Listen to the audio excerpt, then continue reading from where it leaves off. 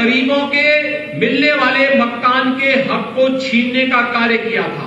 लेकिन जब समाजवादी पार्टी 2012 में आई थी, उसने पहला निर्णय क्या लिया था?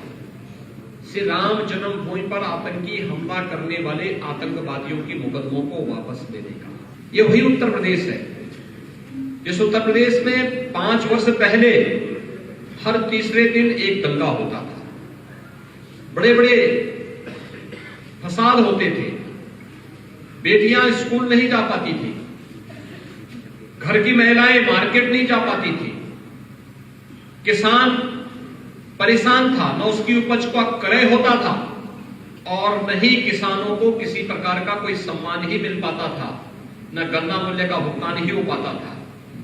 नौजवान परेशान था क्योंकि बिजनौर के सामने 5 वर्ष पहले एक समस्या थी कि वह उत्तर प्रदेश और उत्तराखंड के सीमा पर स्थित होने के नाते उसको उत्तर प्रदेश सरकार की अपेक्षा का दंश तो झेलना ही पड़ता था, लेकिन साथ साथ उत्तराखंड के नागरिकों की ओर से भी जो ताने दिए जाते थे कि हमारा विकास हो रहा है, तुम्हारा विकास नहीं हो रहा है, आज उससे भी मुक्ति मिली। आज बिजनौर कह सकता है कि हमारे यहाँ किसान भी खुशहाल है, नौजवान को सरकारी नौकरी में भी यहाँ पर हिस्सेदारी मिल रही है, यहाँ का व्यापारी भी सुरक्षित हो रहा है और साथ साथ मेडिकल कॉलेज जैसे अत्याधुनिक चिकित्सा संस्थान भी अब बिजनौर जनपद में स्थापित हो रहे हैं।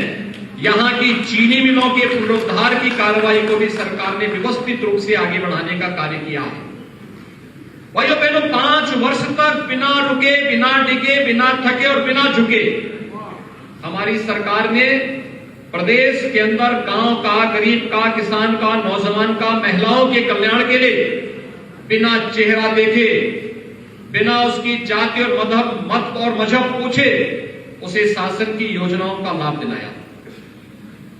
जो लोग सामाजिक न्याय की बात करते हैं उनसे पूछना चाहिए, एक गरीब को मकान मिलना सामाजिक न्याय है या उस गरीब के मकान के हक को छीन लेना सामाजिक न्याय है?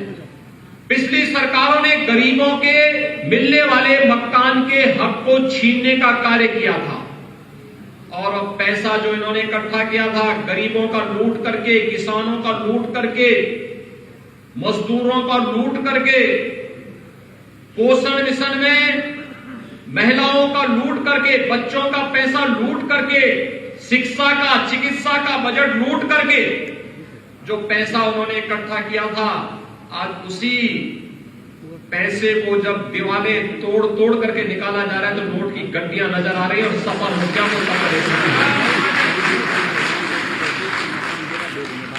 उनकी संवेदना, हमारी संवेदना तो गरीब के प्रति थी। हमने गरीब को 43 लाख आवास दिए, गरीबों के लिए 2,61,00,000 शौचालय बनाए, हर मजरे तक बिजली पहुंचाने का प्रयास किया, हर गरीब को रसोई गैस के कनेक्शन दिलाए। कोरोना कालखंड में अकेले आपका बिजनौर जनपद 44 लाख वैक्सीन की डोज दे चुका है और प्रदेश में यह लक्ष्य हम लोगों ने 25 करोड़ 34 लाख से भी लोगों को वैक्सीन की डोज दे चुके हैं। 15 करोड़ लोगों को फ्री में राशन दे रहे हैं और डबल इंजन की सरकार थी तो राशन की डबल डोज भी दी जा रही है।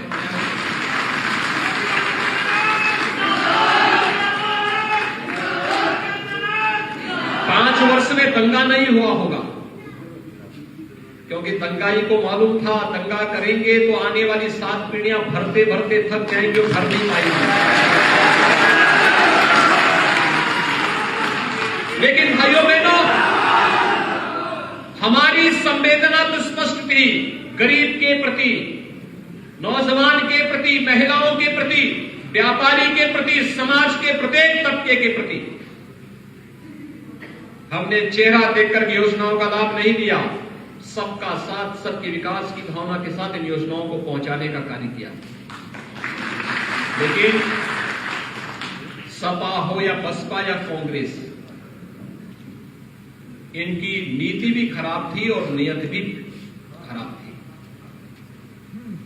ये चेहरा देखते थे, चेहरा देखकर के योजनाओं का लाभ देने का प्रयास करते थे। और वो भी आधा अधूरा, क्योंकि पूरा तो उन्होंने कभी दिया ही नहीं और सोचा ही नहीं। उनकी संवेदना किनके प्रति थी? दंगाइयों के प्रति थी। उनकी संवेदना थी अपराधियों के प्रति, उनकी संवेदना थी पेशेवर माफियाओं के प्रति, उनकी संवेदना थी इस देश के आन बान और शान पर हमला करने वाले आतंकवादियों के प्रति।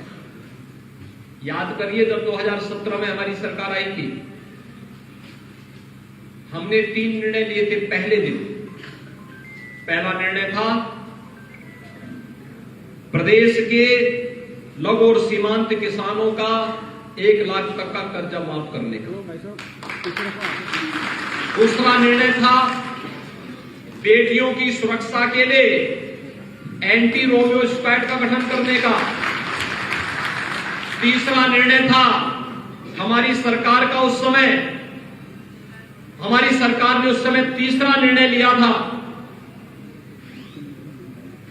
प्रदेश के अंदर अवैध बूचड़खानों को पूरी तरह प्रतिबंधित करने का। हमने तीनों कार्य पहले दिन ही लिए।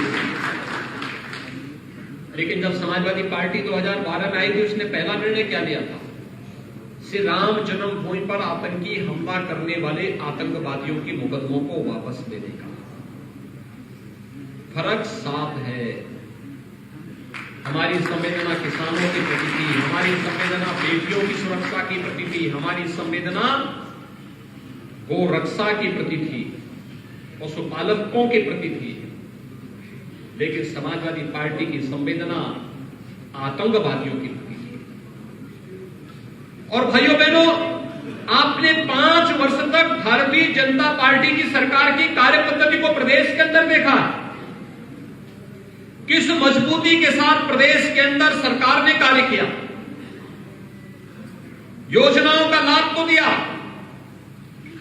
हर प्रकार के हर व्यक्ति को योजनाओं का लाभ देने का कार्य किया। और कोरोना प्रबंधन भी, जीवन और जीविका को बचाने की जद्दोजहद में किसान भी परेशान न हो, मजदूरों को भी कोई समस्या न हो, भरण पोषण भत्ता देने का कार्य किया गया और हर प्रकार की सुविधा से आच्छादित करने का कार्य भी किया गया। और यही झलक सरकारों का फर्क साफ है, यह प्रत्याशियों की सूची में भी दिखाई दे रहा है।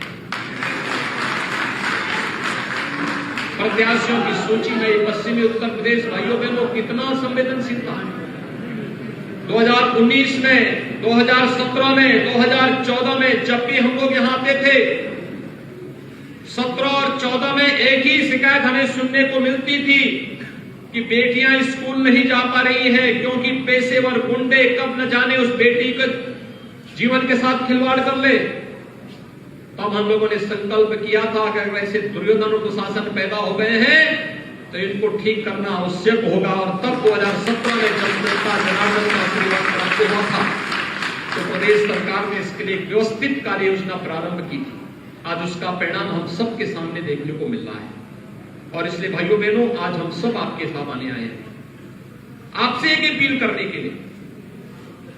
ये कोरोना कालखंड है, कोरोना के नियमों का पालन करते हुए हमें अपनी सभाएं करनी पड़ रही है।